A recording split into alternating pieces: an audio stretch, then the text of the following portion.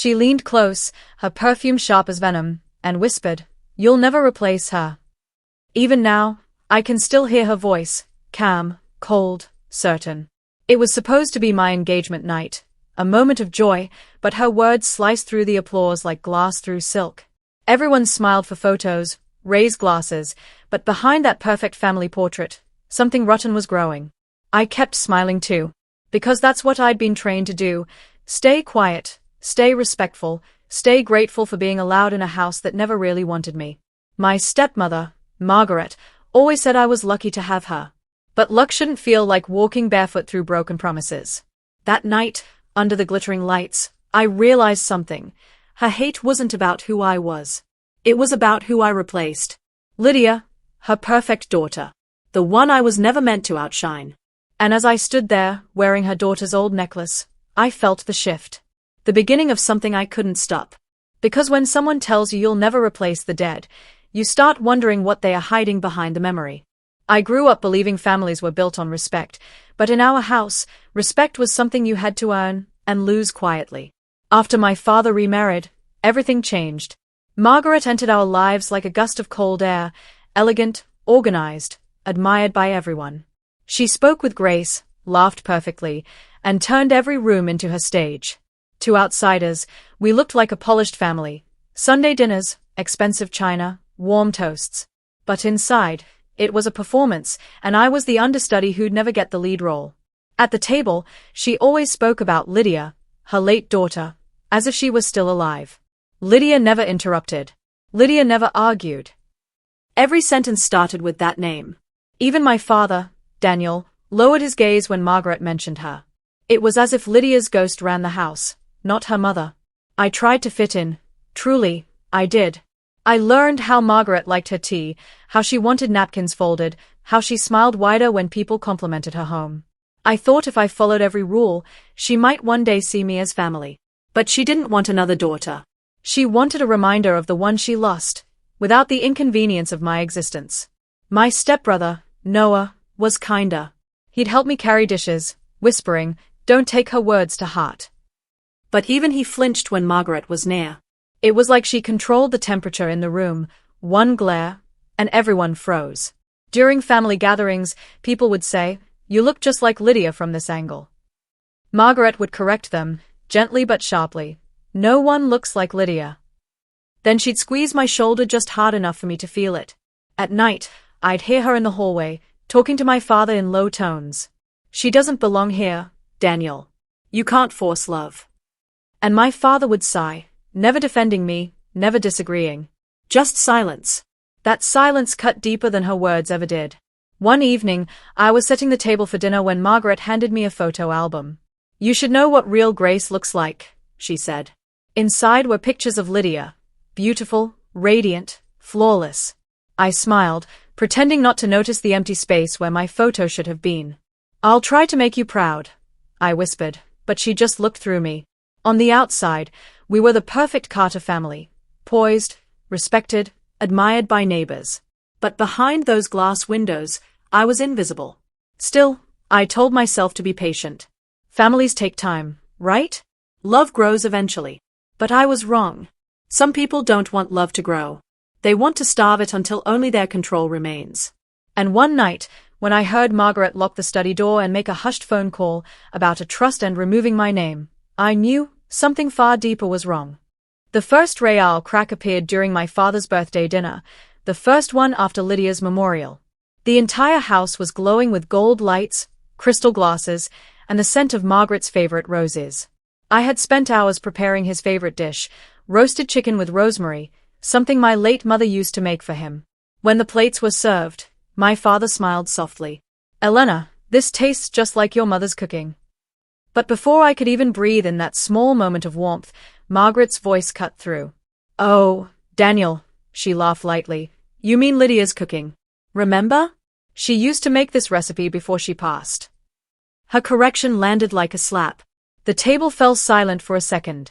My father's smile faded, and he nodded awkwardly. Yes, Lydia did make it once." Everyone resumed eating as if nothing happened, but I couldn't swallow another bite. My hands trembled beneath the tablecloth, holding back tears. From that day, it was as if Margaret decided to erase me, piece by piece.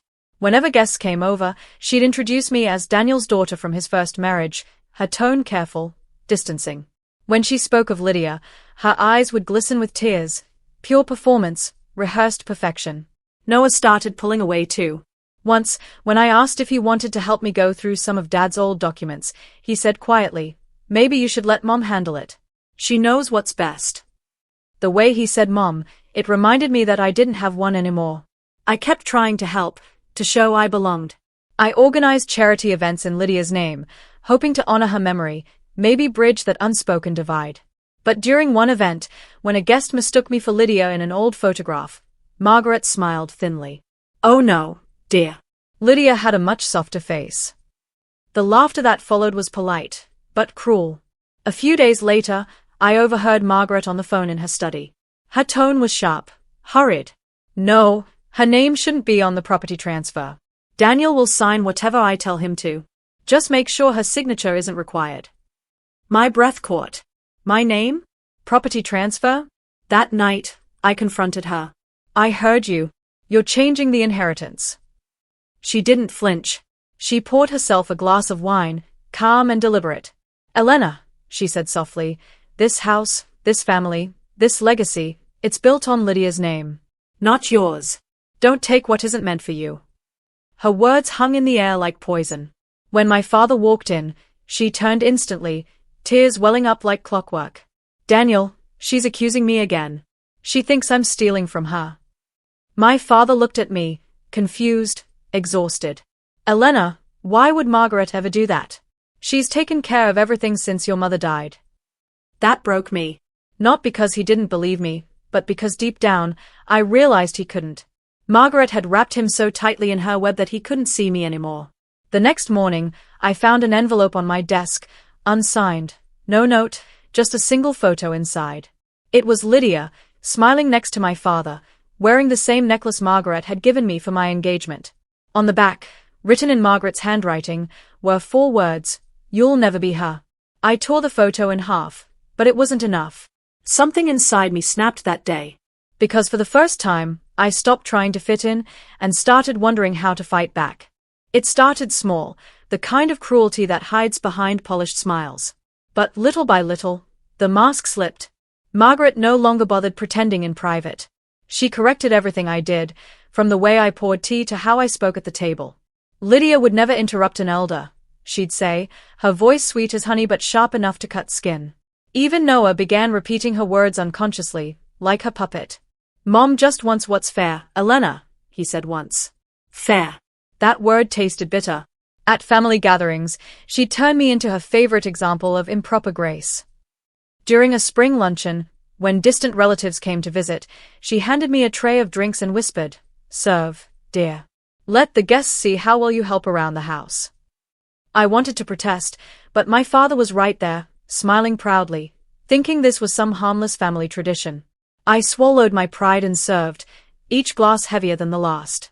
Laughter filled the room, stories about Lydia's charity work, Lydia's talents, Lydia's heart.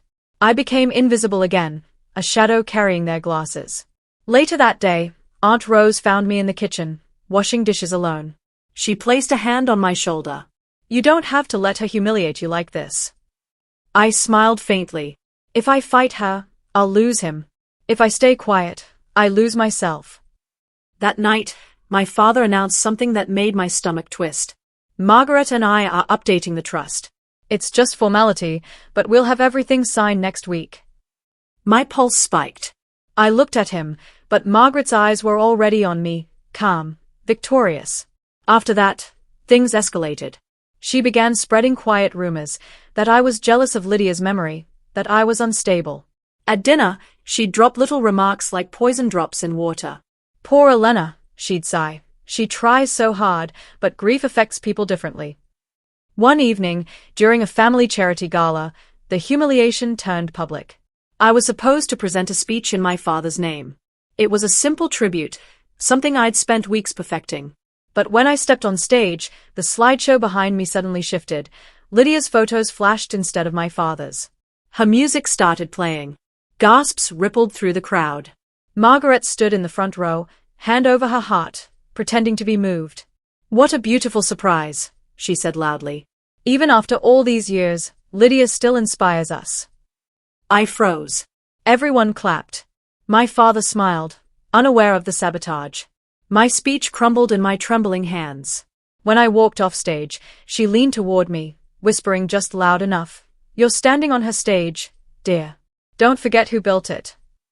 I locked myself in the restroom and cried silently. My reflection looked like a stranger, a ghost of someone who used to believe in family. That night, I couldn't sleep. I replayed the humiliation again and again until something inside me hardened. No tears left, just quiet rage. The next morning, as I passed by the study, I saw Margaret's handbag slightly open on the desk. Inside, a folder marked Memorial Fund, Lydia Carter. The same account I'd heard her whisper about before. I pulled it out, heart pounding. Inside were bank statements, signatures, my father's, and another page, blank except for a line waiting for mine. And a note, to be finalized upon Daniel's passing. My hands shook. My name, waiting to be erased. I didn't know it then, but that discovery, that one folder, would start something I could never undo. Because I wasn't the only one keeping secrets in that house.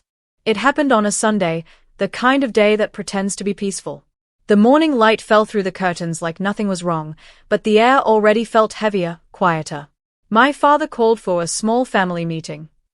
His tone was calm, but his hands trembled slightly as he poured coffee. Margaret sat beside him, perfectly poised, a faint smile curling at the edges of her lips. Noah leaned against the wall, avoiding my eyes. "Elena," my father began, "we've made some updates to the estate documents. Just practical adjustments." I nodded slowly, trying to steady my breath. "Adjustments?" Margaret's voice floated in, smooth as silk. "Yes, dear. Lydia's memorial fund will now handle most of the assets, in her honor, of course. It's what your father wanted." My heart pounded. "In her honor?" I repeated. "Dad, that fund was supposed to be for charity, for the school, not." He interrupted softly. "It still will be. But Margaret has offered to oversee it, to make sure everything stays orderly." Orderly. That word again. Always used to tidy up betrayal. When I reached for the papers on the table, Margaret slid them toward me. My name wasn't there. Not on the fund, not on the estate, not even in the property list. "I don't understand," I whispered. "Where am I?" She tilted her head. "You're still family, Elena. You'll always have a place here, just not a financial one." Her calmness was unbearable. I looked at my father. "Dad, you promised. You said Mom's share." He sighed, avoiding my eyes. "You're getting older, sweetheart. You'll have your own life, your own family soon. You don't need this burden." "Burden?" My voice cracked. "I'm not asking for money. I'm asking for fairness." Margaret smiled faintly. "Fairness isn't always what people think it is." I stood there, trembling, the room spinning around me. They'd erased me. Quietly, efficiently, like I never existed. After that meeting, I stopped eating at the same table. Margaret didn't stop smiling. She didn't have to. Her victory was everywhere. In the new lock she had installed on my father's office, in the way Noah called her Mum now without hesitation. That week, my father grew weaker. He'd been sick, but none of us knew how bad. I tried to talk to him, to tell him the truth about the papers, but Margaret guarded him like a soldier at a gate. Every time I tried to enter his room, she said, "He's resting. Don't upset him." Then one night, I heard raised voices, my father's and hers. I ran down the hall. "Daniel, you can't let her undo everything you've worked for." Margaret hissed. My father's voice was weak but clear. "You lied to me, Margaret. You lied about the documents." I pushed open the door, but before I could speak, my father clutched his chest, collapsing forward. I screamed. Noah rushed in. Margaret caught his body in her arms, crying dramatically, shouting for help. But when the ambulance came and took him away, her tears dried faster than mine. Hours later, at the hospital, a doctor came out shaking his head. "I'm sorry. He didn't make it." Everything inside me shattered. Margaret held me tightly, too tightly. "You have to be strong," she whispered. Then, Her voice dropped low enough for only me to hear. He made his choice, Elena. Don't make me your enemy. Those words burned into me like fire. The funeral came and went. People spoke of my father's generosity, his love, his legacy, the very legacy now signed over to Margaret. I stood by his grave, my fists clenched, watching as she wept in front of everyone. And then came the final blow, a letter from the lawyer, Grace, confirming my exclusion. Everything was transferred to the Lydia Carter Foundation, under Margaret's management. Grace's eyes were filled with quiet pity when she handed me the document. Your father may not have known everything he was signing. But it's done. I sat alone that night in the garden, the air thick with silence. Everything I had been, daughter, heir, family, had been stolen with a few strokes of a pen. But grief has strange ways of reshaping a person. It hardens what's soft. It clears what's blurred. I stared at the dark windows of the mansion, Margaret's shadow moving inside, her reflection glowing like the ghost of victory. And for the first time, I didn't feel powerless. I felt focused. Because when everything is taken from you, your name, your love, your worth, there's nothing left to lose. Only the truth to uncover. That night, I made myself a promise. If she built her kingdom on lies, I would make sure it collapsed under truth. Grief had a way of sharpening my edges. For weeks I wandered like someone learning a new language, anger, then maps, then roots. I stopped asking myself why and started asking how. How did she erase me? How did she bend my father's name until it served her? How could I turn the silence she loved into a sound she couldn't ignore? I began small, methodical. Aunt Rose was my first ally, the one who never pretended not to see. She slid me a drawer key during a funeral tea, her hand trembling just enough to hide the fear. People leave more than grief behind, she whispered. They leave proof. That night, I opened the old desk and found ledgers, letters, receipts, little slips that didn't match what Margaret said. My pulse raced like a metronome. Evidence doesn't scream, it accumulates. Grace, the family lawyer, was my next move. I met her in a quiet cafe and watched her face soften when I told her what I'd found. We can subpoena these records, she said. But we need a thread, Elena. One clear line from the account to her. Her words were clinical, but her eyes held fire. You don't want revenge that is messy. You want justice that cannot be ignored. Henry surprised me by becoming more than a fiancé. He became a cover. He staged small arguments in front of Margaret to deflect suspicion, then slipped me passes to the estate's digital backups when he walked the dog. Noah's guilt opened him like a locked window. Late-night texts, keys left on the counter. I can't live with it, he admitted. She made me forget who you are. His regret was raw, and with it came access to emails and one password that changed everything. I gathered whispers and folded them into rope. Bank statements showed transfers to shell accounts, charity receipts were inflated, Lydia's memorial fund was a front for moving assets. I made careful copies, catalogued each date, labeled each payment. I recorded a few conversations too, nothing illegal, just Margaret's arrogance on tape when she thought no one was listening. We'll make it clean, she told an associate once, laughing. They'll thank me for keeping the legacy pure. That laugh is the sound I replayed when my hands shook. Every step felt dangerous. Each document I photographed left fingerprints on my memory. I kept a small, black notebook where I wrote names and times, like a surgeon notes his incisions. Sometimes I wanted to burn the whole house down with words, expose her, shame her, destroy the facade. But Grace reminded me, softly, we don't need to ruin people. We need to restore what was taken. So I built a legal ledger, not a vendetta. I positioned witnesses, a former accountant who'd noticed odd entries but feared Margaret, a neighbor who had seen late-night meetings in the study, Noah, whose testimony could explain how my father was manipulated. I rehearsed my calm voice until it didn't tremble. I rehearsed the moment I would present the proof, imagining Margaret's face when the room turned from adoration to accusation. Yet beneath every plan sat a trembling doubt. Revenge can be a hollow victory if it costs what's left of you. Would exposing her bring my father back? Would it bind the family together or splinter it forever? I felt the weight of those questions like winter on my chest. At night, I walked the garden and whispered to the dark, this is about respect. This is about truth. Henry took my hand without asking, steadying me. Aunt Rose brought me tea and more old letters. Grace tightened the legal noose until it would hold. And all the while, Margaret laughed in her rooms, certain she had already won. Tomorrow, at the memorial dinner she arranged to honor my father, I would stand and let the truth speak. I would press play. Would I go through with it? The memorial dinner glowed with polite grief. Silverware clinked, laughter floated like perfume.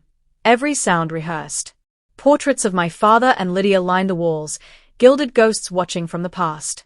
Margaret moved through the crowd in black silk, radiant and untouchable, as if this night were a stage she'd owned all along. I sat quietly, my pulse steady but fierce. The folder in my clutch felt heavier than any secret I'd ever carried. Tonight wasn't about revenge anymore. It was about resurrection. Grace and Aunt Rose exchanged a small nod from across the table. Henry's hand brushed mine under the linen, a silent now or never. Margaret raised her glass. To Daniel, she began, her voice smooth, reverent, deceitful. A man who built a legacy worth protecting. And to Lydia, whose memory continues to guide this family with grace. Applause. Cameras flashed. I rose slowly. And to the truth, I said. The room went still. Margaret's smile froze, polite confusion hiding the flicker of fear. Oh, Elena, how lovely. No, I interrupted, my voice calm but cutting. This family has lived in shadows for too long. My father's legacy deserves light. A hush swept the hall. I walked to the projector and switched the screen. Instead of the photo montage Margaret had prepared, emails and bank statements filled the wall, the evidence of every lie. Transfers from Lydia's fund to Margaret's private account. Signatures forged after my father's collapse. Her voice recordings played through the speakers, her laughter echoing through the stunned silence. They'll thank me for keeping the legacy pure. Gasps. A glass shattered somewhere behind me. Margaret stood up, her chair scraping violently against the floor. Turn that off. This is manipulation. Grace stepped forward. These are authenticated documents, Mrs. Carter. Verified under your name. Noah rose too, pale, trembling. It's true, he said. She made me lie. She said it was for the family. His voice cracked. I didn't know Dad never approved it. Margaret turned on him, her mask fracturing. You ungrateful boy. After everything I've done. Enough. My voice sliced through her rage. You took my father's trust and built your throne on it. You made his love a weapon. Her eyes burned into me. You think anyone will believe you after all your accusations? They already do, I whispered, nodding toward the guests, every face now watching her, every whisper sharp as judgment. Aunt Rosie's voice broke the silence. Margaret, I warned you years ago, lies don't age well. Margaret stumbled back, clutching the edge of the table. You think you've won? You've destroyed this family.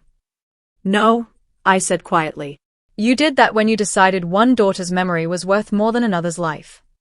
She froze, the words hitting her like glass. Cameras clicked. Someone muttered, she forged Daniel's name. Margaret's lips trembled, her composure unraveling thread by thread. You'll regret this, Elena. Families forgive. I looked at her, really looked, and felt nothing but finality. Forgiveness is for the innocent. Security escorted her out as whispers filled the hall. Noah collapsed into a chair, tears streaming. Aunt Rose wept softly, her hand clutching mine. Grace turned off the projector, her eyes glistening with quiet triumph. The room was silent except for the faint hum of the projector cooling down, the sound of deceit dying. I walked to my father's portrait, brushing the dust from the frame. You built this legacy, Dad, I murmured. I just protected it. Behind me, the guests rose in slow, stunned silence. Some nodded, some cried. For the first time, the respect I'd begged for wasn't forced, it was earned. And as the lights dimmed, I felt the weight of years lift from my shoulders. That night, the woman they ignored became the woman who ended the silence. And for once, the truth didn't whisper, it roared. The house was quieter after that night, not the kind of quiet that comes from peace, but the kind that follows a storm too powerful to ignore. For the first time in years, there were no whispers behind closed doors, no hushed arguments about legacy or loyalty. Just silence, heavy, clean, final. Margaret left the next morning, escorted by lawyers and silence. Her empire of perfection had collapsed overnight. News of her deception spread through every social circle she once ruled, her name spoken now not with admiration, but with disbelief. I didn't watch her leave. I didn't need to. Justice doesn't always need an audience. Noah stayed behind for a few days. He looked older somehow, carrying the weight of his guilt in his shoulders. I don't know how to fix what I did, he said quietly one evening as we stood in the garden, where the roses my father planted still bloomed. You can start by telling the truth, I replied. My voice surprised even me, steady, forgiving, but distant. He nodded, tears tracing the edge of his jaw. I was afraid of her, he admitted. We all were. I looked up at the windows, now empty, where Margaret used to watch over everything like a queen guarding her crown. Fear builds prisons, I said softly. But truth, it breaks them. The Lydia Carter Foundation was dissolved under investigation, and with Grace's help, my father's estate was restored. Aunt Rose became my anchor through the hearings, reminding me that redemption isn't loud. It's quiet, patient, and earned. Henry stayed by my side through it all, never asking for more than I could give, never pushing past my silence. One afternoon, weeks later, I walked into my father's study, the room that once felt forbidden. His favorite book still sat open on the desk, a bookmark pressed at the line he must have read last. Honor is not inherited, it is proven. I ran my fingers over the words, feeling their truth settle inside me. That day, I framed a new photo, not of Lydia, not of Margaret, but of my father and me, smiling from a time before the walls of deceit had risen between us. I placed it where everyone could see, not as a claim, but as closure. The world outside the Carter estate kept turning, but inside me, something had shifted forever. I no longer sought approval, no longer measured my worth by who accepted or dismissed me. I had learned that family isn't always about shared blood, sometimes it's about shared truth. At the next memorial, I stood before my father's grave alone. No guests, no cameras, no speeches. Just me, a quiet wind, and the flowers he used to love. I thought revenge would feel sweet, I whispered. But it doesn't. It just feels right.